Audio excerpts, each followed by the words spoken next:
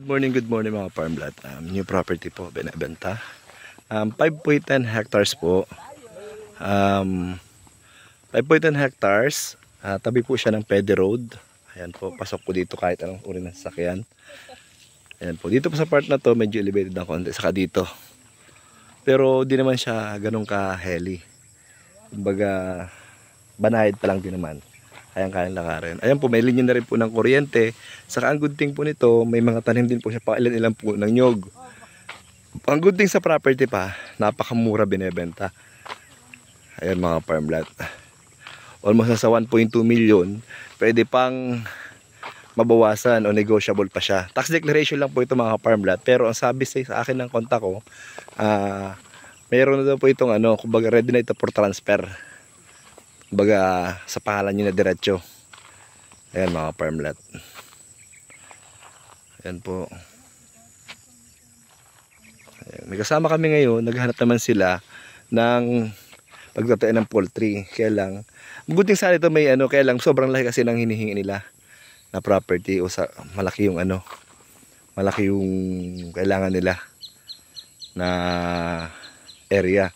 Kasi ang kailangan nila ay 60 by 500 meters. Yung itatayo nilang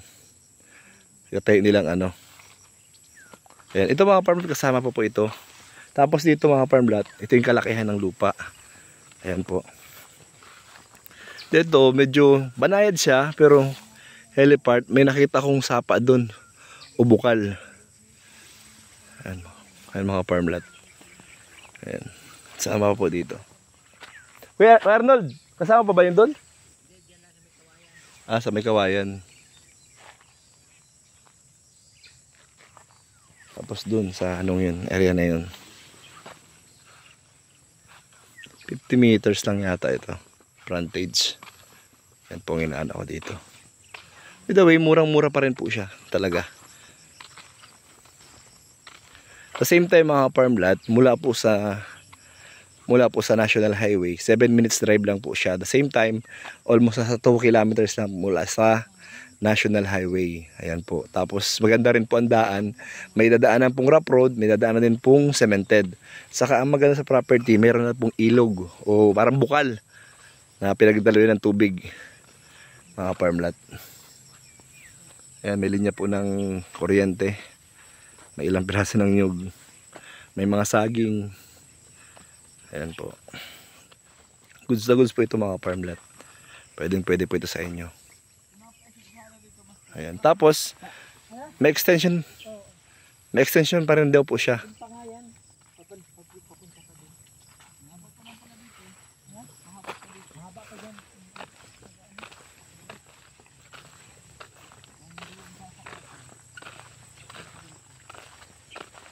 Ayan po. Tapos ito, saka pa rin po ito.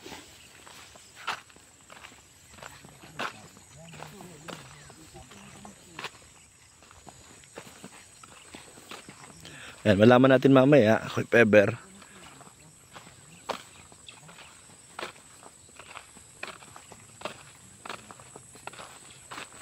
Ito siya mga farmland.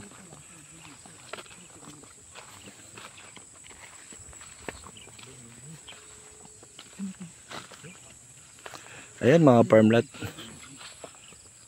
Sama namin. Ayan mga farmland, kung bago pa lang po kayo sa YouTube channel ko. Please subscribe my YouTube channel, Murang Lupa ni Bijerong Gala. Ayan, maraming salamat po.